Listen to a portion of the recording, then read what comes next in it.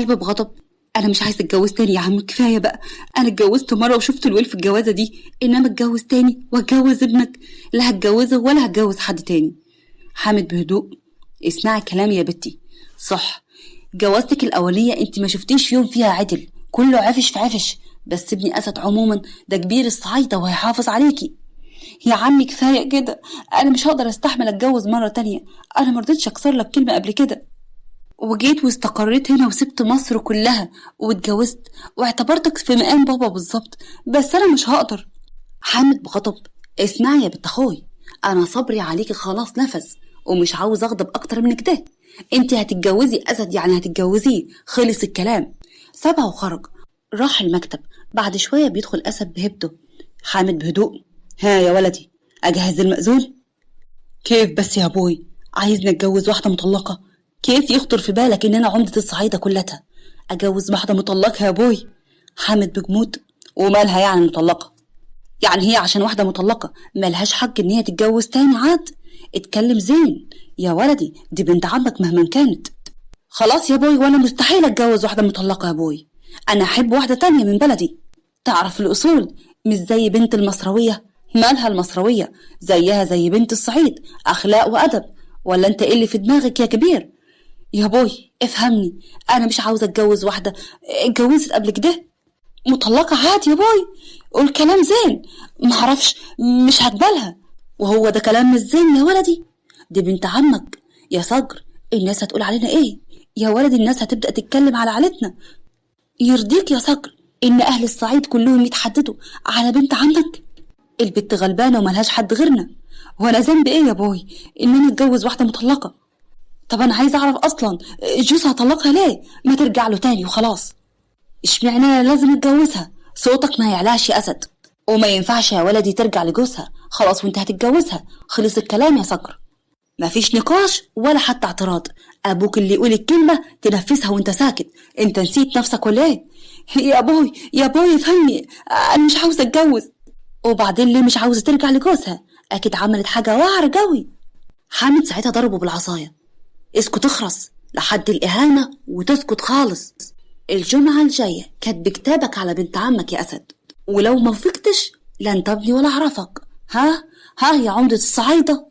أسد بكل هدوء: يا بوي خلص الكلام وقلت لك قبل كده، خلصنا. سابه ومشي. أسد بغضب رمى كل حاجة كانت موجودة على المكتب بغل. بقى أنا أسد أتجوز واحدة مطلقة؟ لا مستحيل. أنا هوريك يا بنت عمي مين هو أسد، وانا مش واحد اتجبر اني انا اتجوز واحده مطلقه مهما حصل، حتى لو كانت بنت عمي. خرج لقاه في الجنينه، راح ليها بعصبيه ومسكها من دراعها. اسد بغضب: اسمعي يا بنت انتي، انا مستحيل ان انا اتجوزك تروحي زي الشطره كده لابوي وتقولوا لي ان انا مش موافقه على الجوازه الهباب دي، سامعه؟ لاني مستحيل ان انا اتجوز واحده مطلقه زيك. زقته بغضب: ايدك، انت ازاي تمسكني كده؟ فاكر نفسك ايه؟ فاكرني يعني هسكت لك؟ هتعملي ايه عاد؟ يمكن تاكليني ولا حاجه؟ لا، هاخد حقي بايدي، لان الظاهر كده ان انت ما تعرفنيش. ما يشرفنيش اعرف واحده زيك مطلقه. واصل يا بنت عمي، مطلقه دي احسن منك 1000 مره. واضح. اسمعي، هتروحي وتقولي لابوي ان انا موافقاش على الجوازه دي. ومين قالك بقى ان انا عايزه اتجوزك ولا حتى اتجوز اي حد تاني غيرك؟ انا اصلا مش بطيئك، انت واحد مغرور وشايف نفسك. وبعدين انا قلت روح انت بقى زي الشاطر كده وروح قولي ان انا مش عايزه اتجوزها. ولا انت خايف؟ ولا القطه كانت لسانك وجاي تشطر عليا انا؟ واه، كيف تقول مين الكلام ده؟ على العموم يا ست ابويا مصمم، ولو ما فقتش ابويا هيتخلى عني بسببك انتي. ما تحاولي كده يا بنت الناس ترجعي لجوزك حلالك، ارجعي له وخلصنا من الموضوع ده. انا مش عاوزك. افهمي بقى، انت ايه ما بتحسيش؟ ما بحبكيش يا ستي. حوش انا اللي دايبه في دباديبك. انت مغرور فعلا، شايف نفسك على ايه؟ انا مش فاهمه. انت هتعملي اللي انا قلتلك عليه، سامعه ولا ايه؟ لو اتجوزتك صدقيني هوريكي العذاب الوان يا بنت عمي، وهتجوز عليكي وهرميكي زي الكلاب اللي تساويش حاجه. سامعه ولا مش سامعه؟ خلصت عن اذنك، اصلا انا مش فاضيه للكلام ده. سابته ومشيت وهو كان على اخره منها. التليفون بتاعه بيرن. البنت الدلع: اتوحشت الجو يا قلبي. وانت كمان يا نورت الصعيد هتيجي تطلب ايدي ماتة. بالليل هاجي واطلب ايدك واتجوزك كمان وهتبقي مرتي. بالليل؟ النهاردة يعني؟ ده يوم المنى يا أسد. قفلت السكة. نوار المنة، شفت بنفسك هيموت عليا كيف؟ يخرب بيت عقلك يا بنت انتي، بس خدي بالك إياكي وثم إياكي إن انتي تلعبي بأسد الصعيد، ده انت كده بتلعبي في عداد عمرك. نورة ساعتها حاطت ايديها على بطنها، هيأمن مستقبل ولدي. خايفة يا بنت لا يعرف انك حامل وبتلعبي بيه. شش، اسكتي احسن حد يسمعنا، انا مأمنة كل حاجة، ما تقلقيش عليا. خلاص نستنى بالليل لما نشوف ايه اللي هيحصل. عند قلب كانت قاعدة ودموعها نازلة من خدها. دخلت مرات عمها عليها. مالك يا بنتي؟ ابنك يا مرات عمي مش طايقني خالص، وعمي بصراحة مصمم ان انا اتجوزه. لازم تروحي تتكلمي مع عمي ان انا مش عاوزاه ولا هو كمان عاوزني. هو قال لي كمال لو اتجوزني هيعذبني، وانا ما صدقت ان انا اتطلقت خلاص. فيطلع لي ابنك ده كتير عليا قوي، انا مش هقدر اتحمل اكتر من كده. مرات عمها خدتها في حضنها. اهدي يا بنتي اهدي، ابني وانا عارفاه، هو بيقولك ده لكن في الحقيقة قلبه طيب جوي جوي. يا مرات عمي ابوس ايديكي، انا مش هقدر اتحمل اكتر من كده. وفجأة دخل عليهم حامد بغضب. ايه الكلام اللي انت بتقوليه ده يا بنتي؟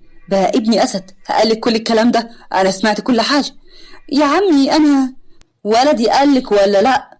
اه يا عمي، فياريت توقف الجوازة دي، انا مش عايزة اتجوزه. حامد بزعيق هز تقريبا البيت من كتر الزعيق بتاعه. اسد يا اسد. اسد كان قاعد في مكانه كان بيفكر، طلع يجري عليه. اسد بخطة، في يا ابوي حصل ايه؟ انت اتحددت مع بنت عمك وقلت لها لو الجوازة دي حصلت هتعذبها وهتوريها العذاب الوان وهتتجوز عليها وهترميها زي الكلبة ولا تساوي، صح يا عمدة البلد، هو انت بتستجوى على حريم؟ صح يا ابوي. انا فجأة كف نزل على وشه. مامته ساعتها صوتت وقلبها اتخض. انت اللي ما تستاهلهاش، ولا انت ولا طريقها حتى. اسد انصدم لما ابوه ضربه بالقلم على وشه وتعصب قوي وبص على قلب بنظرات كلها نارية. اسد ساعتها امتلك اعصابه. ابوي افهمني يا ابوي، انا مش عاوز اتجوزها عشان مش عاوز اتحمل حاجة مش ذنبي. لا مفيش غيرك يا اسد هيتجوزها. هتتجوزها يعني هتتجوزها، ولو عملت اي حاجة تضايقها بعد الجواز انا اللي هقفلك. سامع يا ولدي؟ انا مش هعيد الحديد ده تاني. قلبي بدموع. يا عمي انا اصلا مش عايزه اتجوزه، كفايه اللي حصل لي من طريقي، انا مش قادره اتحمل ابدا اللي يحصل لي تاني. يا عمي انا تعبت وعاوزه ارتاح، ارجوك كفايه لحد كده، انا عاوزه ارجع مصر. اهدي يا بنتي، مفيش حد هيقدر يقرب لك ابدا طول ما انا موجود او يأذيكي. اسمع يا اسد، كاتب كتابك على بنت عمك يوم الخميس اللي جاي. اسد بغل وهو عمال يفور من جواه. حاضر يا بوي حاضر. سابه ومشي ومامته راحت وراه. حامد طبطب عليها. ما تخافيش يا بنتي، أسد قلبه طيب قوي، بكرة يحبك. وهتقولي عمي قال، هو أصلا مش مستوعب اللي بيحصل دلوقتي يا بنتي، وبعد كده هيهدى ويفكر في الموضوع. ما تشغليش بالك عاد، هيبقى كيف التمام يا قلب عمك. ابتسمت بألم وهو سابها ومشي. عند أسد مامته. اهدى يا ضنايا، الموضوع مش كده يا ولدي، اهدى شوية. يا ماي كيف ابوي بيغصب عليا بالجواز ومش كده يمد ايده عليا قدامها؟ ما انت برضك يا ابني كسرت كلامه يا ولدي. اهدى، بنت عمك مش واحدة غريبة وطيبة وبكرة تشوف. هي غلبانة وشافت كتير، بس انا ماليش يد في كل الكلام ده. حقك عليا يا ولدي، بس بنت عمك بنت الأصول. حاضر بعد إذنك. على فين؟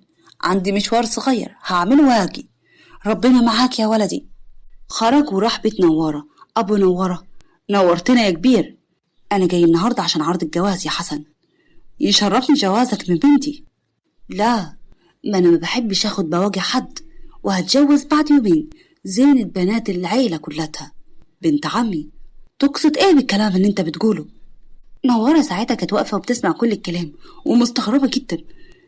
أقصد إن بنتك حملة من البواب اللي بيشتغل عندي، فأنا جاي النهاردة أجوزهم لبعض وداري على الفضيحة.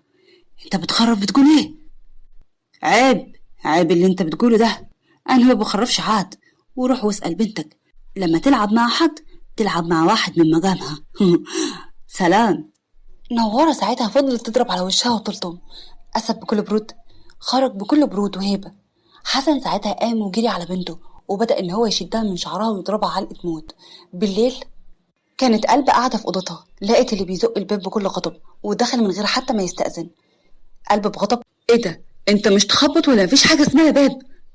وبعدين بتقفل الباب ليه دلوقتي؟ اطلع بره. كتم بقها بكل مكر: اخرسي، مش عاوز اسمع صوتك، انت فاهمة؟ جهزي نفسك لجحيمي يا مراتي العزيزة. قلب بغل بعدت عنه: ابعد بقى. زقته جامد جدا. حموه قوي ليه كده؟ طب ليه وافقتي من الاول اصلا؟ كان ممكن تعملي اي حاجة غير ان انت تتجوزيني.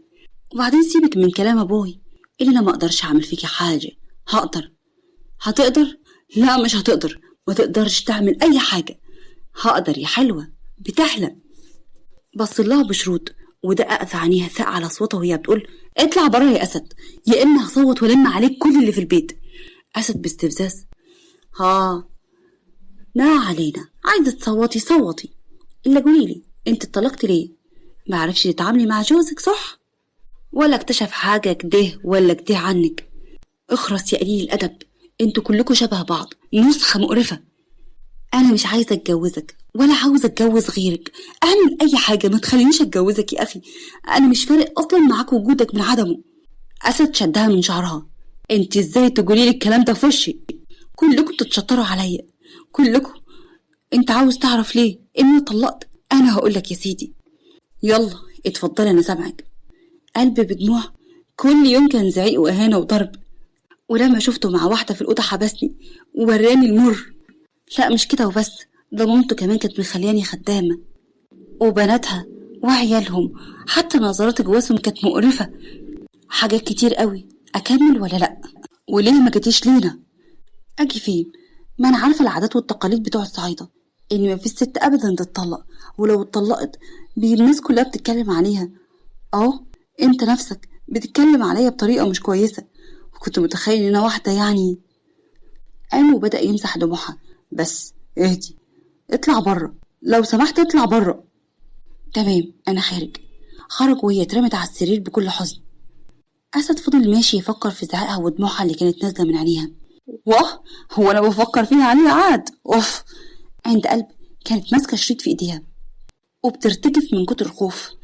انا كده هرتاح، ايوه هرتاح، وهروح لبابا وماما ومحدش هيأذيني تاني. بلعت شريط الحبوب كله ووقعت في الأرض. بعد شوية أسد كان قاعد مع باباه حامد بهدوء: مالك شايف وشك مرتد؟ حاجك عليا يا بوي، أنا معرفش كيف عملت فيك كده. المهم دلوك يا ولدي إنك عجلت. فجأة سمعوا صوت جامد جدا، جريوا هما الاتنين. أسد: الحجني الحجني يا ابني، البت قاطعة النفس. أسد جري عليها وشالها وحطها على السرير بخطة. بوي انزل دلوك للغفير، خليه يجيب الدكتورة صفية بسرعة. حامد بخوف: حاضر حاضر يا ابني. ليه كده يا بنتي؟ عاوزة تموتي كفرة؟ ليه يا بنتي بتعملي كده؟ أسد ساعتها حس بخوف، استغرب جدا، بيبص لقى الشريط فاضي جنبها. أسد بصدمة: ليه يا بنت عمي ليه؟ بعد شوية بتيجي الدكتورة وأسد كان معاها، لأن أسد الشغلانة بتاعته الأساسية إن هو أصلا دكتور. تاني يوم أسد كان قاعد جنبها هو وأمه. مامته كانت نايمة وهو كان سرحان في الملامح بتاعتها وعمال يبتسم. قلبه بدأ إن هو يدق. قلب ساعتها بتفوق بألم. أسد بلهفة: انت كويسة؟ هو ايه اللي حصل؟ ما تخافيش يا بنت عمي، انت بخير. عيطت وهي بتقول: ليه لحقتني؟ كنت عاوزة اروح لبابا وماما. حرام عليكي، عاوزة تغضبي ربنا وتموتي كافرة؟ هتستفيدي ايه؟ عشان اللي انت عملتيه ده اكبر غلط. المفروض تقولي الحمد لله على كل بلاء، مش تعملي كده. عذاب ربنا اقوى بكتير من اللي احنا فيه دلوك. بس انا تعبانه قوي يا اسد. انت اول مره تقولي اسد كده. ضحكت وهو ابتسم. اسد بحنان: قولي الحمد لله ان ربنا انقذك، وانا هعوضك على كل اللي فات. وانا اسف لو قلتلك في يوم من الايام كلمه زعلتك. خلاص حصل خير، يعني مسامحاني يا بنت عمي؟ ايوه مسامحاك يا اسد. اسد ساعتها قلبه وجعه جدا على اللي حصل قبل كده. مامته جت: ايه يا قلب، عامله ايه يا بنتي؟ الحمد لله يا مرات عمي. اسد بحمحمه: انا نزل بس اشوف حاجه تحت. خرج وقلب بصت له بابتسامة لطيفة.